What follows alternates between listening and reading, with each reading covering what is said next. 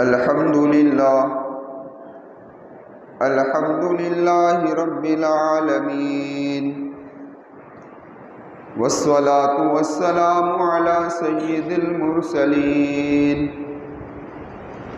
وعلی آلہ واصحابہ اجمعین، اما بعد فقد قال اللہ تبارک وتعالی فی الکلام المجید والفرقان الحمید۔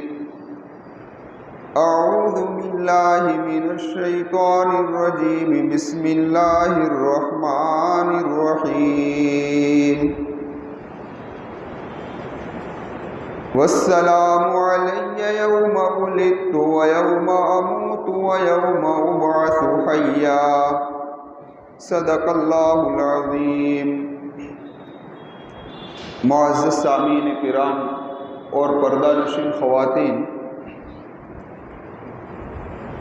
سورہ مریم کی اس آیت کریمہ کا کچھ حصہ میں نے آپ حضرات کے سامنے تلاوت کیا ہے۔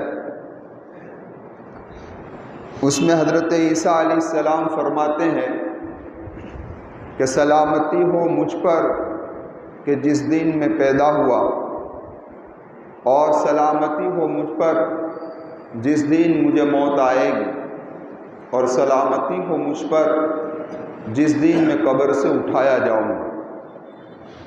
قرآن کریم نے یہاں 3 اوقات کا خاص طور پر ذکر فرمایا ہے۔ ایک پیدائش کا وقت ہے، دوسری موت کا وقت ہے، اور تیسرا قبر سے اٹھنے کا وقت ہے۔ ذرا آپ غور کریں گے اور سوچیں گے تو یہ تینوں مراحل بڑے کٹھین ہیں۔ جب مادر شکم مادر سے جب بچہ نکلتا ہے تو وہ اپنے وطن کو چھوڑتا ہے کہ جس وطن کے اندر وہ کچھ ایام رہا ہے، تو ایک طرف سے اس کو وطن کے چھوڑنے کا غم، ساتھ ساتھ کے اندر دوسری طرف شیطان اس کو چھیڑتا ہے کہ جس کے بنا پر انسان اس وقت یعنی پیدا ہونے والا بچہ اس وقت روتا ہے۔ وطن کی جدائی ہوئی، شیطان نے چھیڑا، اس کو رونا آ گیا۔ اس لیے آپ نے دیکھا ہوگا کہ جب بھی بچہ پیدا ہوتا ہے تو کیا کرتا ہے بھائی؟ روتا ہے۔ تو ایک مشکل وقت ہوتا ہے، اور اس وقت سلامتی بہت ضروری ہے۔ اس لیے حضرت عیسیٰ علیہ السلام فرما رہے ہیں والسلام علی یوم ولدت، سلامتی ہے مجھ پر جس وقت میں پیدا ہوں۔ اور ذرا اس سے کٹھین وقت اگر کوئی ہے تو یہ موت کا وقت ہے۔ کون سا وقت ہے بھائی؟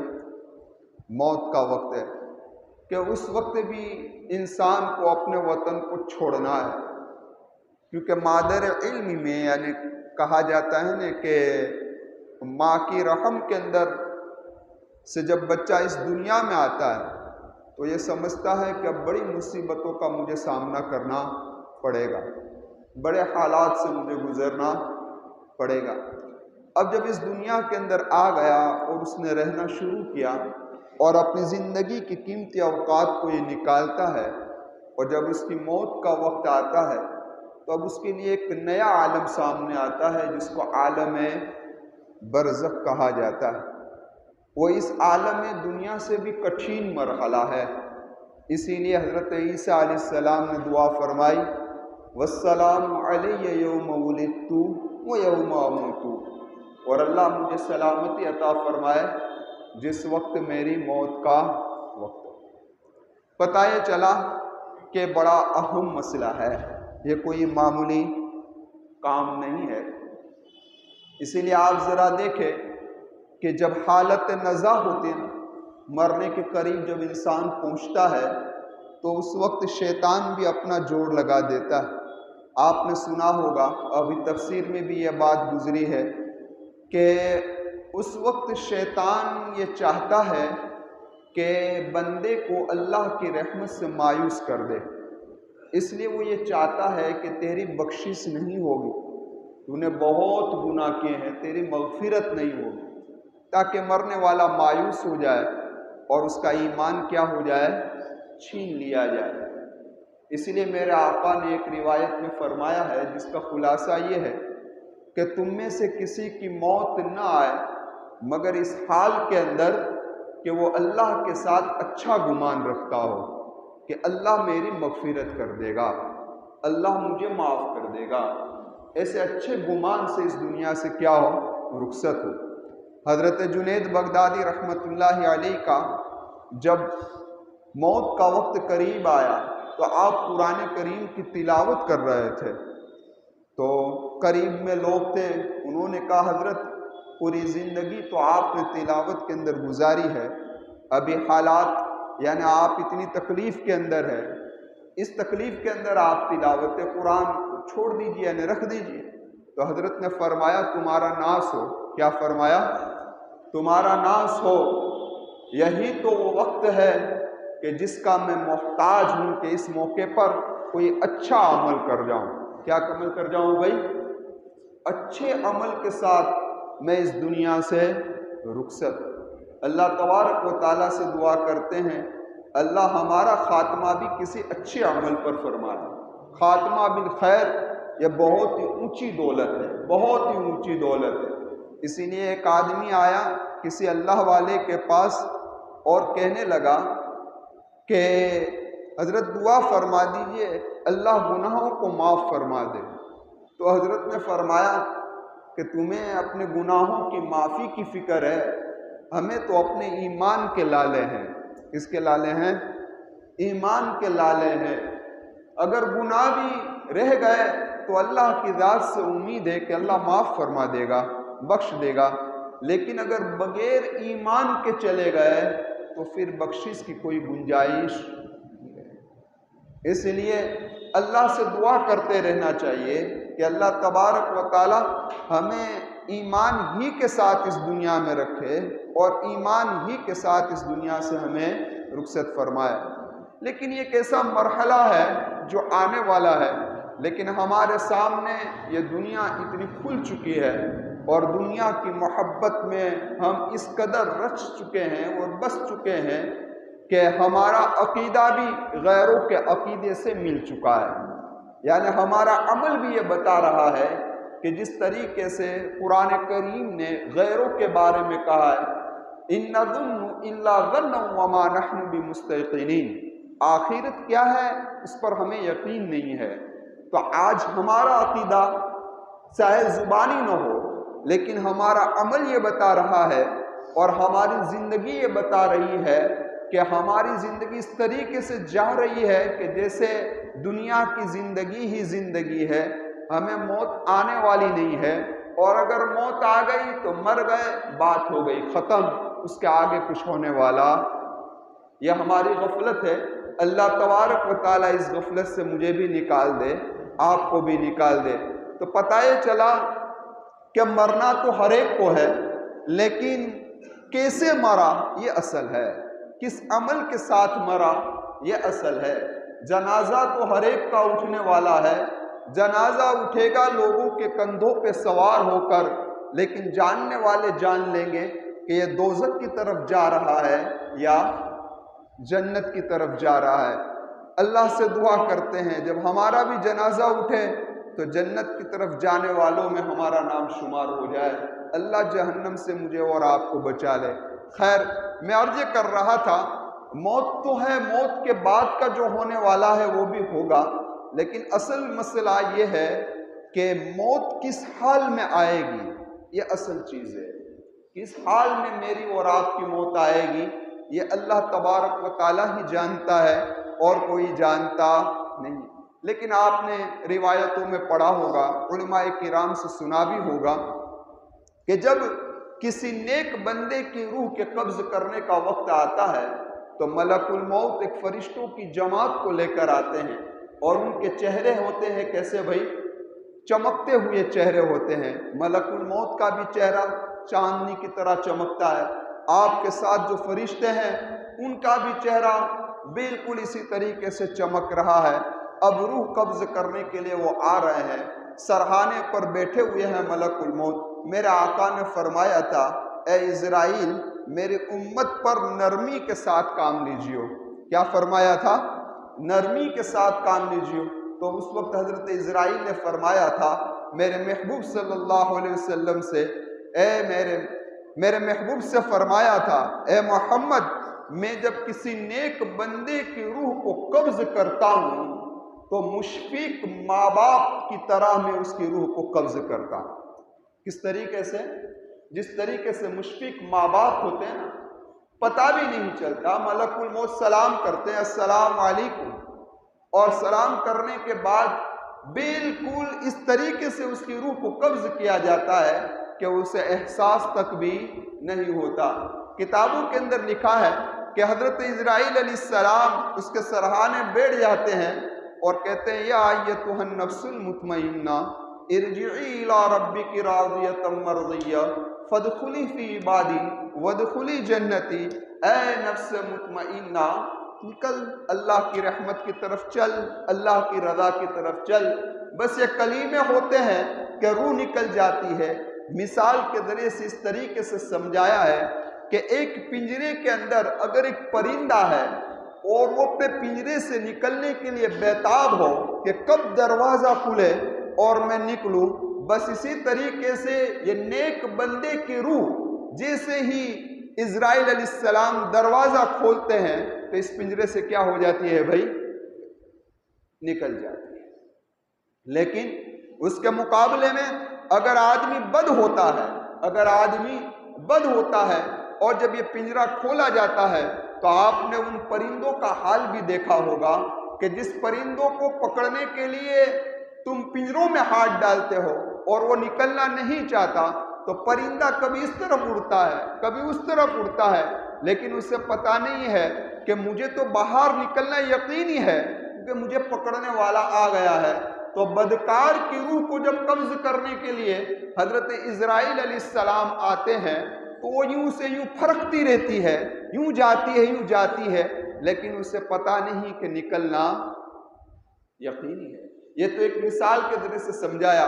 خیر میں عرض کر رہا تھا کہ نیک بندے کی روح جب قبض ہوتی ہے کچھ لمحہ بھی نہیں گزرتا، حضرت اسرائیل علیہ السلام جنت سے ہی کفن کو لے کر آتے ہیں، اور یہ کفن کیسا ہوتا ہے بھائی؟ خوشبو والا کفن ہوتا ہے، اور اسی کفن کے اندر اس کو کیا کر دیا جاتا ہے؟ یہ جسم کو تو کفن پہناتے ہیں انسان، یہ 500-700 روپے کا، 1000 روپے کا ہے، لیکن روح کو جو کفن پہنایا جاتا ہے نیک بندے کی روح کو، وہ ایسا کفن ہوتا ہے کہ جس کے اندر خوشبو ہوتی ہے اور دنیا کی کوئی خوشبو اس کا مقابلہ نہیں کر سکتی۔ جنت سے لایا ہوا کفن، اور اسی کے ساتھ یہ روح کو لے جایا جاتا ہے۔ راستے میں جتنے فرشتے ملتے ہیں سارے فرشتے اس کی خوشبو کو سن کر کہتے ہیں یہ کس کی روح ہے؟ تو اس کا بھی نام لیا جاتا ہے، اس کے باپ کا بھی نام لیا جاتا ہے کہ فلاں بن فلاں کی روح ہے۔ خوش ہوتے ہیں، مبارکبادی دیتے ہیں، یہاں تک کہ پہلے آسمان پر پہنچتی ہے تو پہلے آسمان کے فرشتے بھی اس کی مشایعت یعنی اس کے ساتھ دوسرے آسمان تک جاتے ہیں، یہاں تک کہ 7 آسمان کے فرشتے مل کر اس روح کو کہاں پہنچا دیتے ہیں؟ اللہ تبارک و تعالیٰ کے سامنے۔ تو یہ پاکیزہ روح جا کر پہلے اللہ کے سامنے سجدہ کرتی ہے۔ کیا کرتی ہے؟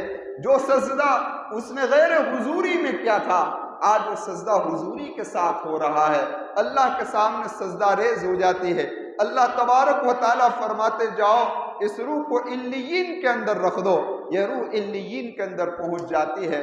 سرسری مطالعے سے ایک بات میرے سامنے سے گزری ہے، وہ بھی عرض کر دوں کہ علیین کے اندر جب یہ روح پہنچتی ہے تو اس کے رشتہ دار وہاں جن لوگوں نے بھی نیک اعمال کیے ہیں وہ وہاں پہنچ چکے ہیں، تو ان سے کیا ہو جاتی ہے بھائی؟ ملاقاتیں ہو جاتی ہیں۔ والد پہلے پہنچ چکے ہیں، بیٹا بعد میں جا رہا ہے، بیٹا پہلے پہنچ چکا ہے، والد بعد میں جا رہے ہیں، لیکن اگر اعمال صالحہ والی زندگی دونوں کی ہوگی تو وہاں علیین میں دونوں کی ملاقات کیا ہو جائے گی بھائی؟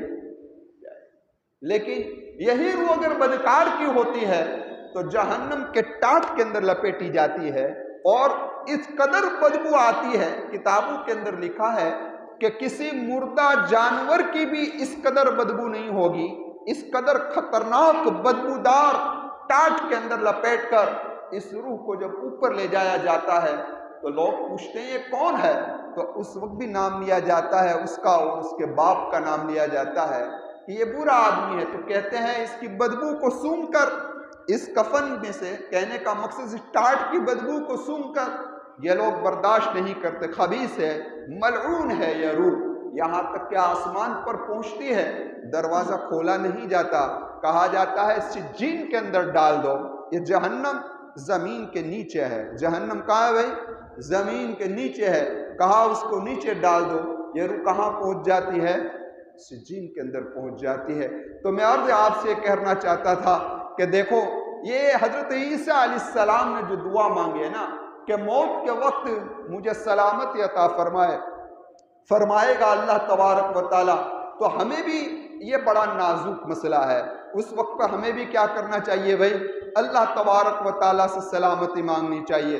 میں آپ سے عرض کر دوں، ایک بات سن لو کہ آقا مکی و مدنی محمد رسول اللہ صلی اللہ علیہ وسلم کی ایک دعا ہے، اس دعا کو مجھے اور آپ کو یاد کر لینا چاہیے، اس کا ترجمہ کم از کم یاد کرنا چاہیے تاکہ ہمارا خاتمہ بالخیر ہو۔ میرے آقا نے دعا مانگی ہے، اللہم اجعل خیر امور آخرہ، کیا فرمایا؟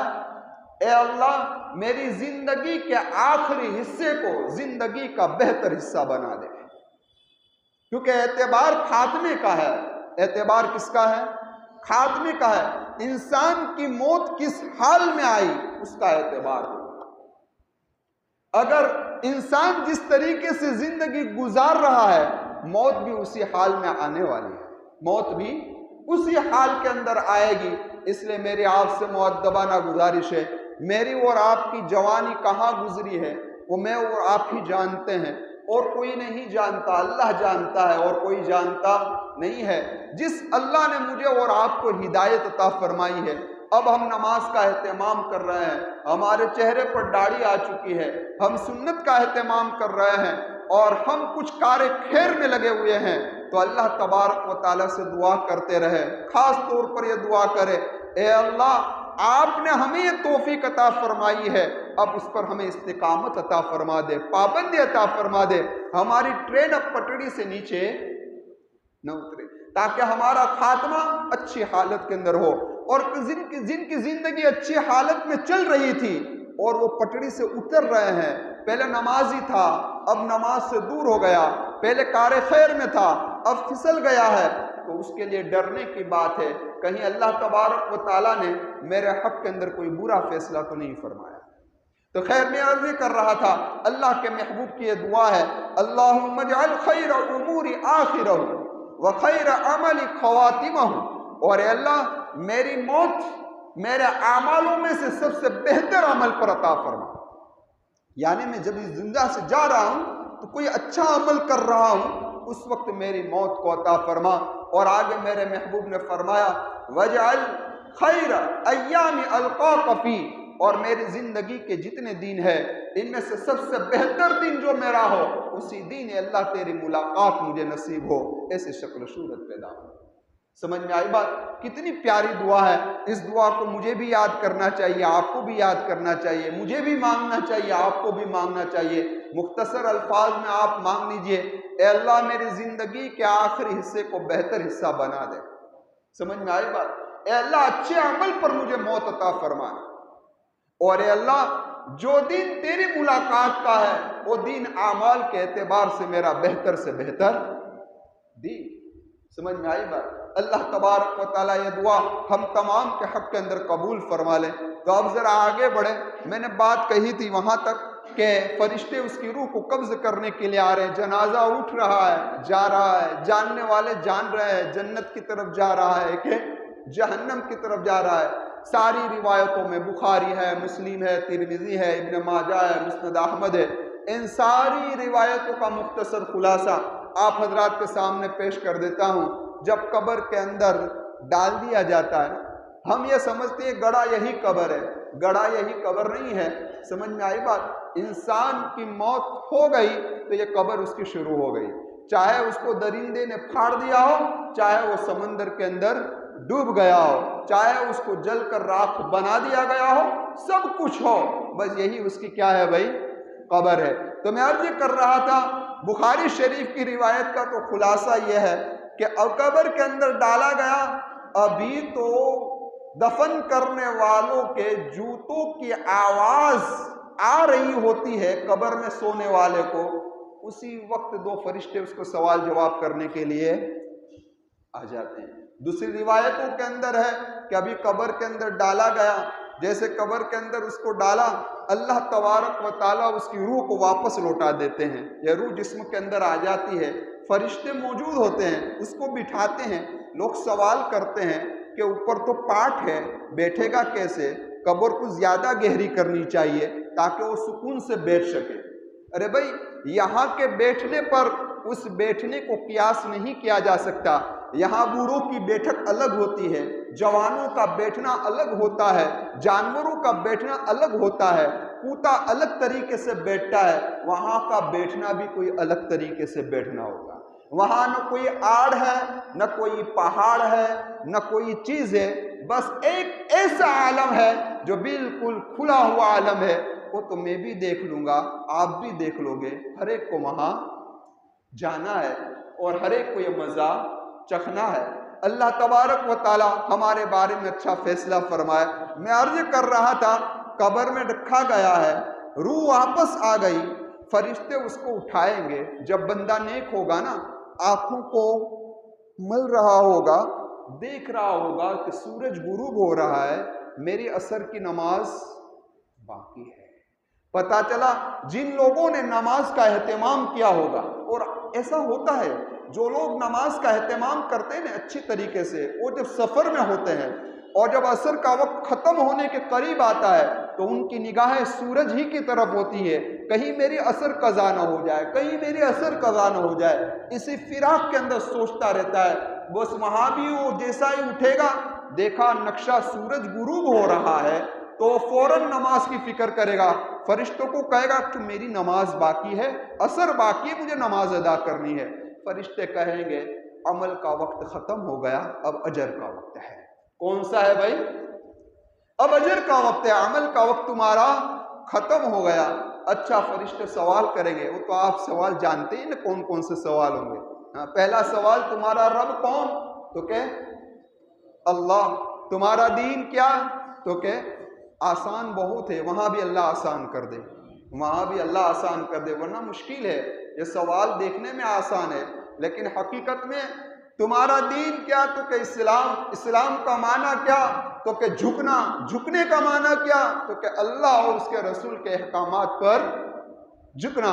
तो जो आदमी दुनिया की जिंदगी के अंदर अल्लाह और नबी करीम सल्लल्लाहु अलैहि वसल्लम के अहकामात के सामने झुका होगा, उसको जवाब देना वहाँ बहुत आसान हो जाएगा। कहेगा मेरा दीन क्या है? इस्लाम है। जैसी जिंदगी गुजारी होगी, जवाब देना आसान। तीसरा, मेरे नबी का नाम नहीं लिया जाएगा, मेरे नबी का नाम नहीं लिया जाएगा। बुखारी शरीफ के अल्फाज है जिसका खुलासा ये है, उस शख्स के बारे में तुम्हारा क्या ख्याल है जो तुम्हारी तरफ भेजा गया था। समझ में आएगा? बुरी सफ़ी को तुम्हारी तरफ भेजा गया था, उस शख्स के बारे में तुम्हारा क्या ख्याल है? तो अब जिसकी ज़िंदगी के अंदर नबी करीम सल्लल्लाहु अलैहि वसल्लम की मोहब्बत होगी, जिन दिलों के अंदर नबी करीम सल्लल्लाहु अलैहि वसल्लम की अक़ीदत होगी, जिनकी ज़िंदगी के अंदर जिनके आला नबी करीम सल्लल्लाहु अलैहि वसल्लम की इत्तिबा में गुजरे होंगे, वो कहेंगे तो अल्लाह के रसूल है। कौन है? अल्लाह के रसूल है। अल्लामा इब्न हजर रहमतुल्लाह अलैह बुखारी शरीफ की इस रिवायत को नकल करने के बाद फरमाते हैं कि हमारे सामने ये बात गुजरी है कि अल्लाह के महबूब सल्लल्लाहु अलैहि वसल्लम और मुर्दे की कब्र के दरमियान में जितने पर्दे हैं, ये सारे पर्दे हटा दिए जाएंगे। और फरमाया कि अल्लाह के महबूब को बताया जाएगा। अब फरमाते हैं अल्लामा इब्न हजर कि अगर यही मंजर सामने आया, जैसा कि उलमा ने लिखा है कि सारे पर्दे हटा दिए जाएंगे और नबी करीम सल्लल्लाहु अलैहि वसल्लम की ज़ियारत नसीब होगी, तो ये बहुत बड़ी सआदत मंदी है। लेकिन मैंने काफ़ी तलाश किया, मुझे ये रिवायत कहीं मिली नहीं है। लेकिन उलमा ने लिखा है कि एक सूरत ये भी होगी कि पर्दे सारे ہٹا دیے جائیں گے، اللہ کے محبوب صلی اللہ علیہ وسلم کو دکھا دیا جائے گا، فرمایا جائے گا اس شخص کے بارے میں تمہارا کیا خیال ہے جو تمہاری طرف بھیجے گئے تھے۔ درمیان میں ایک بات یاد آ گئی، میں عرض کر دوں پھر بات کو ختم کر دیتے ہیں آگے۔ ذرا سوچئے، علامہ جلال الدین سیوطی رحمۃ اللہ علیہ وہ شخصیت ہے کہ کوئی فن انہوں نے ایسا نہیں چھوڑا کہ جس کے اندر کتاب نہ لکھی ہو، چاہے تفسیر ہو، چاہے فقہ ہو، چاہے حدیث ہو، چاہے نحو ہو، چاہے صرف ہو، چاہے فلسفہ ہو، چاہے حساب و کتاب ہو، جو کچھ بھی ہو، ہر فن کے اندر حضرت نے کتاب لکھی ہے۔ یہاں تک کہ تفسیر کے اندر آپ کی 3 تفسیریں مشہور ہے، ایک ہے مجمع البحرین 80 جلدوں میں ہے، کتنی جلدوں میں؟ 80 جلدوں میں ہے، ایک ہے در منصور اور ایک ہے جلالین جو آج بھی پڑھائی جاتی ہے ہر مدرسے میں۔ کوئی مدرسہ ایسا نہیں ہوگا کہ جس کے اندر جلالین نہ پڑھائی جا رہی ہو۔ جلالین شریف آپ ذرا دیکھیے، علماء نے لکھا ہے کہ علامہ جلال الدین سیوطی رحمت اللہ علیہ نے جتنی کتابیں لکھی ہے، اگر ہم ان کتابوں کو پڑھنا چاہیں تو ہماری زندگی ختم ہو جائے، لیکن یہ ساری کتابیں جو حضرت نے لکھی ہے صرف 40 سال کی عمر تک۔ کب تک؟ صرف 40 سال کی عمر تک۔ حضرت کی عمر جب 40 سال ہو گئی تو حضرت نے کہا کہ اب اعمال والی زندگی شروع ہو گئی۔ اندازہ لگاؤ، یہ کار خیر امت کو اتنا بڑا ذخیرہ اور کتابوں کو لکھنے کے اندر زندگی جا رہی ہے، پھر بھی 40 سال کی عمر کے بعد کیا کہا کہ اب عمل والی زندگی، اب اللہ کی طرف رجوع۔ سمجھ میں آئی بات؟ تو آج ہماری زندگی تو کہاں جا رہی ہے؟ ذرا سوچے تو صحیح، ہماری زندگی کہاں جا رہی ہے؟ 40 سال کی عمر ہو گئی لیکن یہی اسی مستی کے اندر جا۔ اللہ میری بھی حفاظت فرمائے، آپ کی بھی حفاظت فرمائے۔ میں عرض کر رہا تھا آپ سے کہ آپ ذرا کہاں پہنچے تھے؟ علامہ جلال الدین سیوطی کے بارے میں بات عرض کر رہا تھا۔ تو علامہ جلال الدین سیوطی کے بارے میں لکھا ہے کہ آپ نے 35 مرتبہ نبی کریم صلی اللہ علیہ وسلم کی زیارت بیداری کے حالت میں کی ہے، خواب میں نہیں، کس میں؟ بیداری کے حالت میں۔ حضرت سے پوچھا گیا کہ حضرت آپ کا کون سا عمل ہے کہ جس کے بنا پر آپ کو یہ سعادت نصیب ہوئی کہ نبی کریم صلی اللہ علیہ وسلم کی زیارت آپ نے بیداری میں اتنی مرتبہ کی؟ تو حضرت نے فرمایا جہاں تک میرا گمان ہے میرا عمل یہ ہے کہ میں سوتے بیٹھے لیٹے جاگتے جب بھی فری ہوتا ہوں نبی کریم صلی اللہ علیہ وسلم پر درود بھیجتا رہتا ہوں۔ کیا کرتا ہوں بھائی؟ درود۔ تو اس درود کا، لیکن آج میری اور آپ کی زندگی آرزوؤں میں جا رہی ہے، تمناؤں کے اندر جا رہی ہے۔ کس کے اندر جا رہی ہے؟ آرزوؤں میں، تمناؤں میں۔ میری یہ آرزو یہ پوری ہو جائے، میری یہ تمنا یہ پوری ہو جائے، میری یہ امیدیں پوری ہو جائے، لیکن ہماری امیدیں پوری ہوتی نہیں ہیں۔ اسی لیے ایک شاعر نے کچھ شعر لکھا ہے، میرے ذہن سے ابھی نکل گیا، اگر یاد ہوگا تو میں آپ سے کہوں گا۔ ایک شاعر نے ایک شعر لکھا ہے کہ اس کو عبرت کھینچ کر قبرستان لے گئی، اس کو عبرت کھینچ کر قبرستان لے گئی یک بارگی، ہاں کہتی ہے کہ لے گئی یک بارگی گورے گریباں کی طرف، یعنی کہ عبرت مجھے قبرستان کی طرف ایک دفعہ لے گئی۔ ایک شاعر کہتا ہے، اور کیا کہتا ہے آگے؟ کہتا ہے مرکدے 2-3، یعنی 2-3 قبر کو اس نے مجھے دکھلایا، اس میں سے ایک قبر سکندر کی تھی، ایک قبر دار کی تھی اور ایک قبر قیقوس کی تھی، اور 3 قبریں مجھے اس نے دکھلائی اور بتلائی تم آرزویں لے کے بیٹھے ہو، تم تمنائیں لے کے بیٹھے ہو، تم امیدیں لے کر بیٹھے ہو۔ جس کو بہت آرزو اور تمنا ہو اس کو چاہیے کہ قبرستان کا رخ کر لے، ایک دفعہ قبرستان چلا جائے۔ یہ تینوں بادشاہ ہے، اور یہ دنیا کے بادشاہ تو کوئی بادشاہ نہیں، یعنی موجودہ بادشاہ تو کوئی بادشاہ نہیں، وہ تو ایسے بادشاہ تھے کہ جن کی حکومت آدھی زمین پر تھی، جن کی حکومت پوری زمین پر تھی، لیکن وہ خود بھی اور ان کی تمنا کہاں مل گئی؟ خاک کے اندر مل گئی۔ کس کے اندر مل گئی بھائی؟ خاک کے اندر مل گئی۔ اسی کو اس نے کہا ہے، مجھے اب چشمے بھی پہننے پڑیں گے، ملے خاک میں اہل شاہ کیسے کیسے، ہاں ملے خاک میں اہل شاہ کیسے کیسے، مکی ہو گئے لا مکاں کیسے کیسے، بڑے بڑے محلوں کے اندر رہنے والے کہاں پہنچ گئے بھائی؟ بے مکان۔ زمیں کھا گئی آسماں کیسے کیسے، کوئی بہادری کا آسماں تھا، کوئی علم اور ہنر کا علوم اور فنون کا آسماں تھا، کوئی علم کا آسماں تھا، بڑے بڑے آسماں تھے، کوئی دولت کا آسماں تھا، لیکن ان ساروں کو کس نے ملا دیا؟ خاک نے۔ تو یہی حال ہے، یہی موت کا استظار کا ہونا ضروری ہے۔ بات اس طرف سے اس طرف چلی گئی، وقت بھی جا رہا ہے، مختصر طور پر میں عرض کر دوں آپ سے کہ اب یہ جب فرشتہ آئے گا اور سوال و جواب، تفصیل علماء نے بڑے سوال و جواب یہاں پر کیے ہیں، اس تفصیل کی طرف میں جانا بھی نہیں چاہتا۔ اب ہوا کیا، تینوں جوابات مکمل ہو گئے، تو اب کہے گا جنت کو، جنت کا بچھونا بچھا دو، جنت کا لباس پہنا دو، جنت کی کھڑکی کھول دو۔ اب جب ساری چیزیں ہو جائے گی تو ایک نیک آدمی آئے گا، اس کے پاس اچھے کپڑے پہنے ہوئے ہوں گے، اچھا چہرہ ہوگا، تو یہ کہے گا تو کون ہے؟ تو کہ میں تیرا نیک عمل ہوں، میں تیرا نیک عمل ہوں، جنت کی بشارت لے کر آیا ہوں، اللہ تبارک و تعالیٰ نے تیرے لیے جنت کا فیصلہ کر دیا ہے۔